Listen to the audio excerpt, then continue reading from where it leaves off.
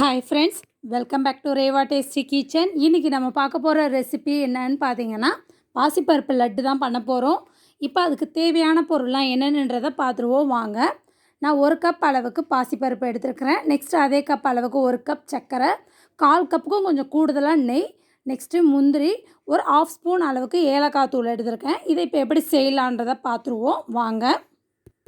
இப்போ நான் அடுப்பில் ஒரு கடாய் ஹீட் பண்ணியிருக்கேன். இதில் இந்த 1 கப் அளவுக்கு இந்த பாசிப்பருப்பை நம்ம ஆட் பண்ணிவிட்டு லோ ஃப்ளேம்லேயே வச்சு இது நல்லா வறுத்து விட்டுருவோம்.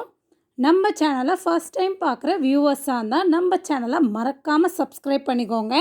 அது பக்கத்தில் இருக்க பெல் ஐக்கானை கிளிக் பண்ணிங்கன்னா ஆல்ன்ற ஆப்ஷன் வரும். அதை கிளிக் பண்ணிங்கன்னா நான் தினம் போடுற வீடியோஸ்லாம் உங்களுக்கு நோட்டிஃபிகேஷனோடு வரும்.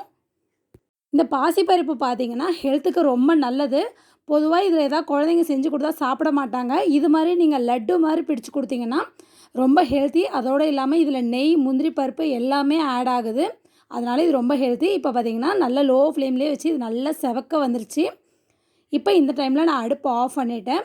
இது நல்லா ஆற விட்டு நான் இது மிக்சர் ஜாரில் ஆட் பண்ணியிருக்கேன். இப்போ இதை நல்லா நைஸாக பவுட்ரு பண்ணி எடுத்துருக்கேன் பாருங்கள். இப்போ என்னோடய மிக்சர் ஜாரில் நல்லா நைஸாக பவுட்ரு ஆகிடுச்சு.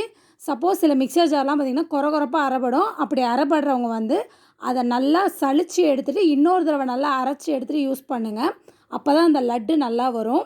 இப்போ இதை நான் ஒரு மிக்சிங் பவுலில் ஆட் பண்ணிட்டேன். இப்போ அதே மிக்சர் ஜாரில் இந்த 1 கப் அளவுக்கு நான் சர்க்கரையை ஆட் பண்ணி இதையும் நல்லா ஃபைன் பவுடராக நல்லா பொடிச்சு எடுத்துடலாம். இப்போ இது ரெடி ஆகிடுச்சு பாருங்கள். இதை நான் திரும்ப அந்த பருப்பு நம்ம அரைச்சி வச்சுருக்கோம்ல அதோடையே இதையும் ஆட் பண்ணிடலாம். இப்போ இதை நல்லா மிக்ஸ் பண்ணி விட்டுட்டு இது கூட இந்த ஏலக்காய் தூளையும் ஆட் பண்ணிடுறேன். சப்போஸ் உங்கள்கிட்ட ஏலக்காய் தூள் நீங்கள் இல்லாமல் இருந்ததுன்னா இந்த சர்க்கரை நீங்கள் அரைச்சி எடுப்பீங்க பார்த்தீங்களா, அப்போயே ஒரு 2 ஏலக்காய் போட்டு நைஸாக அரைச்சி எடுத்துருங்க, கரெக்டாக இருக்கும். இப்போ இதை நல்லா நான் மிக்ஸ் பண்ணிவிட்டேன். இப்போ பார்த்திங்கன்னா அடுப்பில் நான் ஒரு கடாய் ஹீட் பண்ணியிருக்கேன். இது 1/4 கப் அளவுக்கும் கூட இந்த நெய் இதில் ஆட் பண்ணிடுறேன்.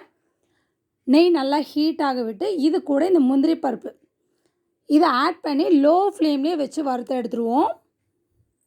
உங்கள் ஃப்ரெண்ட்ஸ், ரிலேட்டிவ்ஸ் யாருக்காவது சமையல் தெரியாத பிகினர்ஸ் இருந்தாங்கன்னா இந்த வீடியோவை அவங்களுக்கு ஷேர் பண்ணுங்கள். இந்த வீடியோ அவங்களுக்கு ரொம்ப யூஸ்ஃபுல்லாக இருக்கும். இப்போ பார்த்திங்கன்னா முன்னத்திக்கு நல்லா முந்திரி பருப்பு நல்லா பொரிஞ்சிருச்சு. இப்போ நான் முந்திரியை மட்டும் இதில் தனியாக எடுத்துகிட்டு இந்த நெய்யை மட்டும் இந்த மிக்ஸ் பண்ணி வச்சுருக்கோம் பார்த்திங்களா, இந்த பவுடரில் ஆட் பண்ணிடுறேன். அந்த சூட்டோடையே ஊற்றிடுங்க. ஊற்றிட்டு இதை நல்லா மிக்ஸ் பண்ணி விட்டுருவோம். இதை அந்த பாசிப்பருப்பு பார்த்திங்கன்னா நல்லா லோ ஃப்ளேம்லேயே வச்சு வறுத்து விட்டால் தான் உங்களுக்கு நல்லா அந்த பாசிப்பருப்பு நல்லா பவுடராக வரும். இல்லைனா நீங்கள் ஹை ஃப்ளேமில் வச்சு வறுத்திங்கன்னா அந்த லட்டு பார்த்திங்கன்னா நல்லா சாஃப்டாகவும் இருக்காது, ஒரு மாதிரி வாயில் கடுக்குன்ற மாதிரி இருக்கும். இப்போ நான் ஸ்பூன் அதுலேருந்து ரிமூவ் பண்ணிவிட்டு கையில் நல்லா மசிச்சு விட்டுடுறேன். இது ஈஸியாக உருண்டை பிடிக்க வரும். அப்படி சப்போஸ் உங்களுக்கு உருண்டை பிடிக்க வரலைன்னா நீங்கள் நெய் அளவு கம்மியாக இருந்திருக்கும். திரும்ப இன்னும் கொஞ்சம் வேணும்னா நெய் காய்ச்சி அதில் ஊற்றிட்டு உருண்டை பிடிச்சிங்கன்னா உருண்டை கரெக்டாக பிடிக்க வரும் உங்களுக்கு. இப்போ பாருங்கள், நான் எடுத்து ஒரு உருண்டை பிடிச்சி காமிக்கிறேன் பாருங்கள். எந்த அளவுக்கு அழுத்தம் கொடுக்க முடியுமோ அந்த அளவுக்கு அந்த உருண்டையை அழுத்தம் கொடுத்துக்கிட்டே இருந்தீங்கன்னா நல்லா ஸ்டிஃப் ஆகிடும். ஆனால் நல்லா டைட்டாக பிடிச்சிக்கோங்க உருண்டையை. நீங்கள் லைட்டாக பிடிச்சிட்டு வச்சிங்கன்னா கொஞ்சம் நேரத்தில் பார்த்திங்கன்னா அது ஃப்ரீ ஆகிட்டு உடஞ்சிரும் அந்த உருண்டை.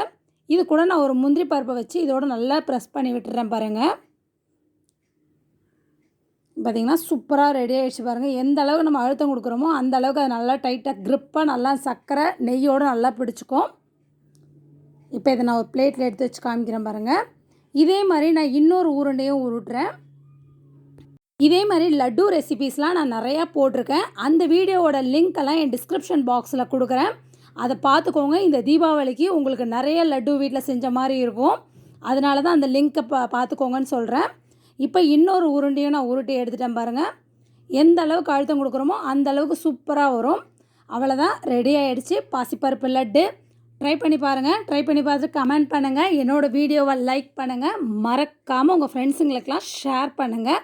இன்னொரு வீடியோவோட நாளை உங்களை சந்திக்கின்றேன். நன்றி, வணக்கம்.